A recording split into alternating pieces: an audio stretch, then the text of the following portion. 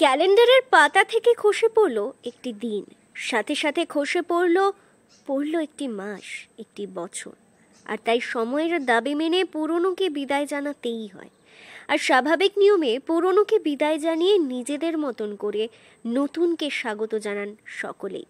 ঠিক সেইভাবেই বাঁকুড়ার বিষ্ণুপুরের যুবক সদানন্দ দত্ত বিগত 7 বছরের মতো এবারও সর্বনিম্ন 12 ডিগ্রি তাপমাত্রা আর কুয়াশাকে উপেক্ষা করে নতুন বছরকে স্বাগত জানাতে হাজির শহরের ঐতিহ্যবাহী লালবাঁধে।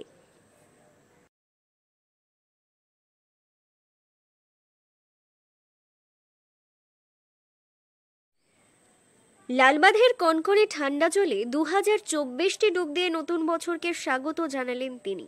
অভিনব এই বর্ষবরণ অনুষ্ঠান দেখতে লালবাঁধের পারে হাজির ছিলেন অসংখ্য মানুষ। মুহুর্মুহু করতালির মধ্য দিয়ে সদানন্দ দত্তকে উৎসাহিত করলেন সকলে।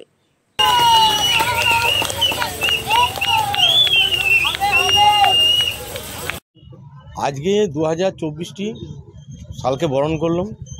এরকম বাংলা ইংরেজি বছরকে আমি স্বাগত জানাই। আর 36 মিনিট টাইম লেগেছে, 36 মিনিট টাইম লেগেছে।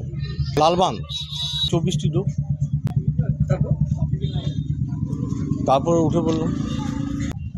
আর সাধারণ মানুষ ছিল, বিষ্ণুপুরবাসী সবাই বিভিন্ন রকম করে। আমি একটা রেকর্ড সৃষ্টি করব, গিনিস বুক রেকর্ড, এটা করব না, সেটা করা হয়নি, এবার করব।